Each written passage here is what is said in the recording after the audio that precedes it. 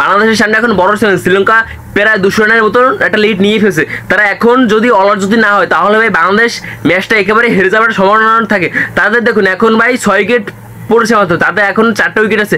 তারা এখন যদি আগ্রাসী ভাবে যদি খেলে তারা তাহলে ভাই 300 রানের থেকেও ভাই বেশি লিড নিতে পারে শ্রীলঙ্কার দেখুন পাতুম নিশাঙ্কা, তারপর ধনঞ্জয় দি সিলভা, তারপর ভাই তারা সবাই ভালোই খেলছে। অপরদিকে দেখুন পাতুম নিশাঙ্কা তিনি সেঞ্চুরি করছে, আর আমাদের ভাই বাংলাদেশের ভাই বলাররা তারা আজকে একটু ভালো বল করেনি। অপরদিকে দেখুন নাইম হাসান, তাজুল ইসলাম তারাই শুধু উইকেট পেয়েছে, এছাড়া আর কেউ উইকেট পায়নি। অপরদিকে দেখুন নাহিদ রানা, তারপর ইবাদত হোসেন, মেহেদী মিরাজ তারা কি ভাই যে বাজে বল করছে। দেখুন ভাই ইবাদত হোসেনের উপর সবার একটা ভরসা ছিল অন্যরকম, তিনিও ভাই কোনো উইকেট না পেয়ে তিনিও ভাই আজকে ভাই ভাঙ্গা খেয়েছে শ্রীলঙ্কা ব্যাটারদের সামনে। আজকে দেখুন শ্রীলঙ্কাকে আজকে যদি ভাই 200 রানের ভিতর যদি আটকাতে পারে ভাই তাহলে ভাই ম্যাচটা একেবারে হেরে যাওয়ার সম্ভাবনা থাকে বাংলাদেশ। অপরদিকে দেখুন বাংলাদেশ ভাই প্রথম ইনিংসে নেমে ভাই তারা একটু ভালো শুরু করতে পারে।